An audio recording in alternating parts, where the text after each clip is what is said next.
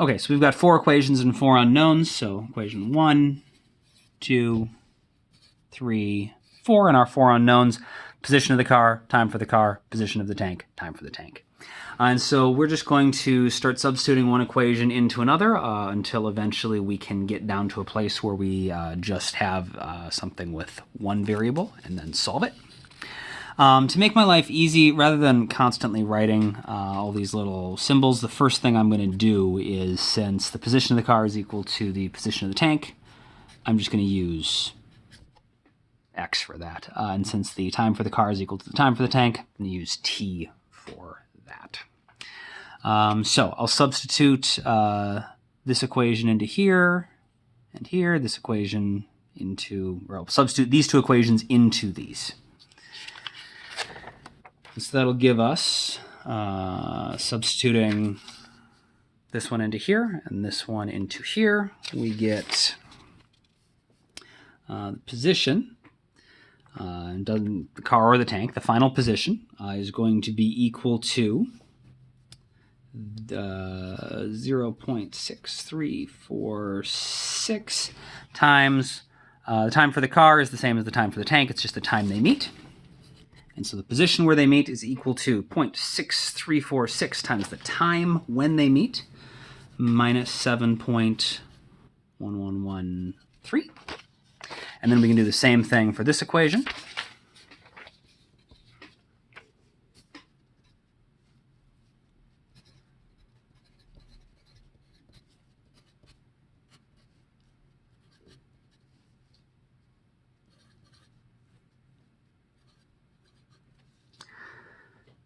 All right, so we've done first bit of substitution. We've still got 2 equations and 2 unknowns, and so we will substitute these together now.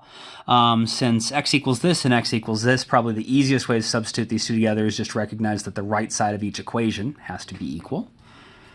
So this has to be equal to this.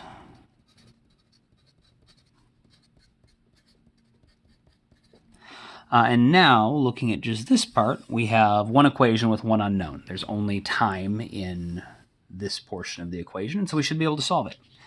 So we'll combine our like terms, 0.6346t plus 0.3005t equals 5.0229 plus 7.1113. So that's going to be 0.9351t equals 12.1342. So my time is going to be 12.1342 over 0.9351, which should give us 12.976, so on, seconds. 5 significant figures is probably a little excessive. We don't know for sure how good that trend line is, but it's probably not going to be able to tell us to the nearest thousandth of a second exactly when they met. But like 3 sig figs would probably be reasonable. So if we round that to 3 sig figs, 13.0 seconds seems like when they met. And sure enough, that matches where it looked like they met when we just visually inspected the graph, and so that seems to work.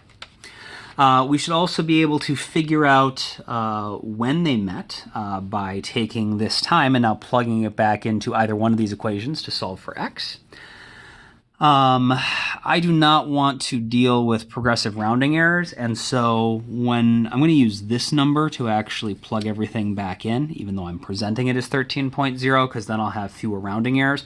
What's actually even better is if you store this with the additional decimal points in your calculator, and then use the recall function when you're plugging everything in, then you will have even fewer rounding errors. So we need to figure out the position where they meet. So I know that final position should be 0.6346. I'm using this one, so I'll plug my time in. 12.976 minus 7.1113. And that's going to give us, again, I'll just go to 3 sig figs, 1.12 tiles. Since I'm now presenting a final answer, remember position is actually a vector quantity. And so I was maybe a little lazy with showing the math here, but I want to make sure when I actually get to presenting my final answer, since position is a vector, it has to have a sign. So we have to figure out if this is positive or negative 1.12. And the way we did our math, it's positive. And so looks like they crossed at positive 1.12 tiles, which is consistent with what we found. It's actually a little bit more precise. We could only estimate to 1.1. Seems like we can do a little better. It's just a little bit past 1.1 tiles. We can also double check this, and getting used to double checking your work and finding a way to make sure you haven't made any math mistakes is an important skill to develop, so that on a test, for example, or if you're working as an engineer and you want to make sure your bridge isn't going to fall down, that you can double check your measurements and make sure you either get credit for the problem you're doing or don't kill anyone who's on your invention. And so an easy way to double check this is to just use our other equation, this one, plug our time into that and make sure we actually get the same value for x.